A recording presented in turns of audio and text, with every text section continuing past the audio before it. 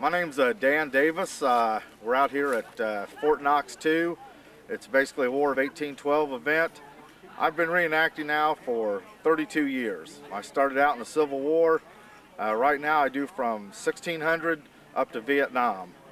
Personally, I like it as a hobby. It is educational, but most of all, it shows you how history has evolved. When we think of history, generally we think of this happened then this happened next. But there's a continuum there that reenactors realize, because everything evolves into something else. You can look at the uniforms, the way people lived, and see the progression through time. Otherwise, it's just dates and places, but history isn't made of dates and places, and that's why I try to do just a common individual, because it's the common people that move through history that made all the difference. You can have great leaders till the cows come home, but if you don't have people that are willing to follow for no other reason than they believe in an idea, you've got nothing going for you at all. Yeah,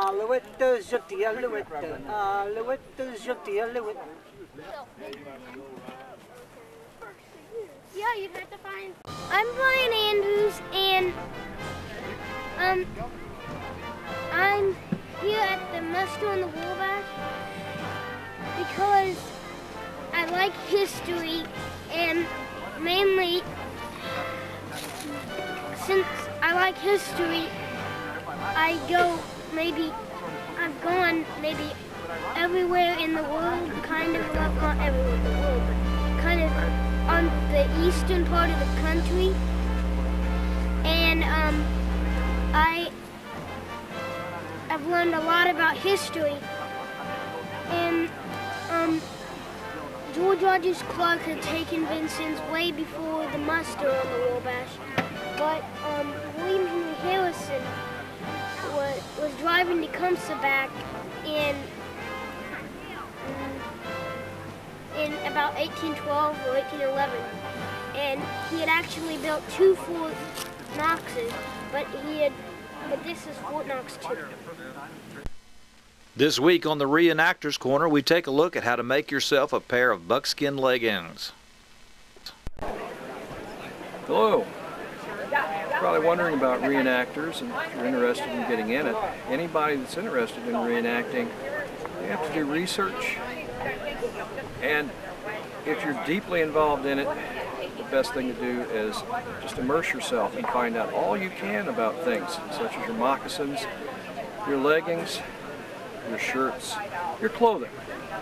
The leggings is something that's kind of interesting. You need them.